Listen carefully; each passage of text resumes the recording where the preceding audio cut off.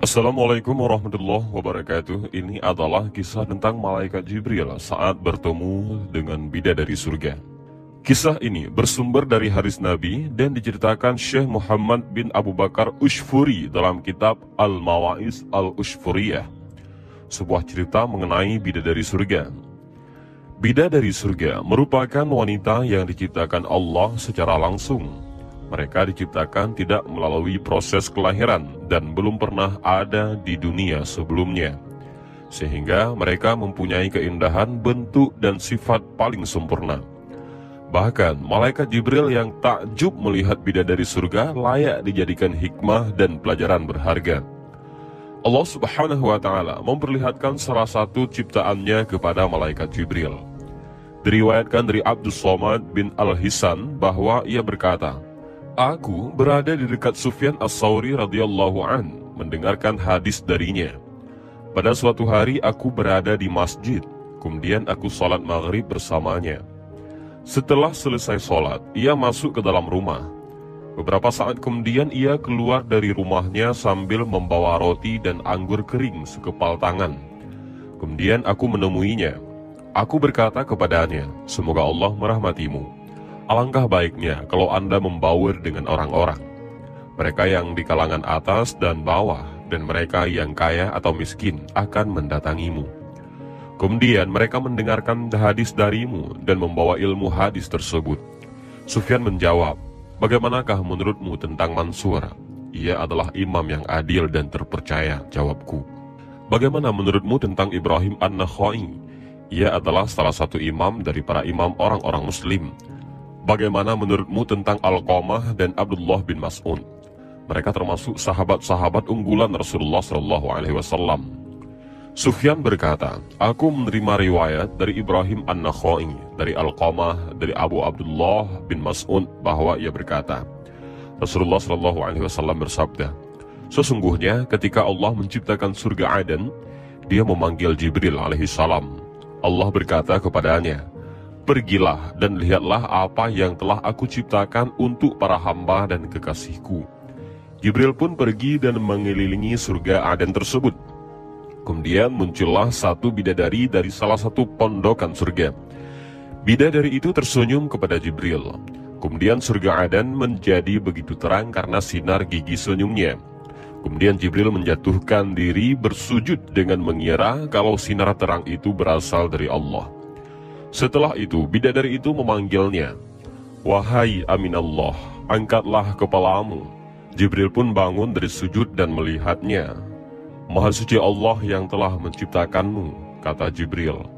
Bidadari itu berkata, wahai Aminallah, apakah Anda tahu untuk siapa aku ini diciptakan? Tidak, saya tidak tahu, jawab Jibril. Bidadari itu berkata, sesungguhnya Allah menciptakanku untuk orang-orang yang lebih memilih keridhaan Allah daripada hawa nafsunya. Demikian kisah pertemuan malaikat Jibril dengan salah satu bidadari di surga Aden. Dari kisah ini terdapat hikmah tentang balasan bagi pencari ridha Allah. Orang yang mencari ridha Allah, maka ia akan mendapatkan surga dengan segala kenikmatan di dalamnya. Rasulullah SAW pernah ditanya tentang bagaimana bangunan surga. Beliau menjawab, bangunan surga itu tersusun dari batu bata, perak, dan emas. Lumpurnya adalah misik sangat harum. Tanahnya adalah za'faran. Batu kerikilnya adalah intan, mutiara, dan yakut. Kisah yang bersumber dari hadis Nabi dan diceritakan Syekh Muhammad bin Abu Bakar Ushfuri dalam kitab Mawa'iz Al-Ushfuriyah. Ini semoga mendapat dan menambah semangat beribadah kita kepada Allah Subhanahu wa Ta'ala dan selalu mencari ridhonya Allah Subhanahu wa Ta'ala. Dan ini satu lagi kisah tentang bidadari, yaitu salah satu sahabat Nabi, Zaid bin Harisah. Sebelum syahid, beliau bermimpi bertemu dengan bidadari. Zaid bin Harisah radhiyallahu an, seorang sahabat Rasulullah SAW yang termasuk orang-orang pertama masuk Islam. Zaid bin Harisah juga satu-satunya sahabat yang namanya tercantum di dalam Al-Quran, yakni dalam surah Al-Ahzab. Zaid dikenal rajin membaca Al-Quran, salat malam dan puasa. Semua orang mengenal Zaid sebagai sahabat Nabi yang ahli ibadah. dalam sirah sahabat Nabi dikisahkan, pada suatu malam saat menghadapi perang Mu'tah, Zaid mendapat giliran berjaga bersama sahabatnya, yaitu Hisham bin Yahya. Hisham meminta Zaid bin Harisah untuk tidur terlebih dahulu. Zaid pun tertidur di sebelah Hisham. Setelah tidur beberapa lama, Zaid menggigau, lalu berbicara dan tertawa-tawa. Lalu tangannya bergerak seolah akan menyentuh sesuatu. Dalam gigaunya tersebut Zaid berkata, "Semalam, semalam." Kemudian Zaid bangun dan membaca takbir, tahmid dan tahlil. "Zaid, ada apa denganmu?" tanya Hisham. "Aku baru saja bermimpi, wahai Hisham, mimpi yang aneh. Ceritakanlah kepada aku tentang mimpimu." Zaid bin Harisah pun mulai menceritakan mimpinya. "Ikutlah dengan kami, wahai Zaid," kata dua orang yang berada di dalam mimpinya. Zaid pun menurut. Ia mengikuti kemana dua orang itu melangkah. Mereka mengantarkan Zaid kepada tempat yang belum pernah Zaid temui. Tempat tersebut sangat indah. Zaid terpukau ketika dua orang tersebut berhenti di depan sebuah kamar. Pelan-pelan Zaid masuk.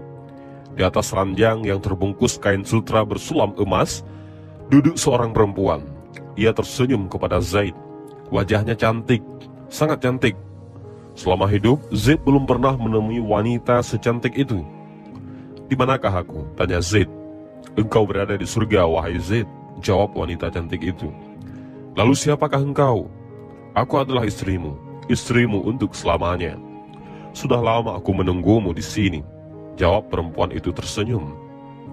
Zaid bin Harisah mendekat dan hendak menyentuhnya. "Jangan dulu, wahai Zaid. Sekarang belum saatnya. Engkau harus kembali ke dunia. Insya Allah 3 malam lagi kita akan berbuka bersama," kata wanita itu. Semalam saja, jangan 3 malam," kata Zaid. "Semua sudah ditentukan, wahai Zaid." Itulah isi mimpi Zaid. Beliau melarang Hisham menceritakan mimpinya tersebut kecuali Zaid telah syahid.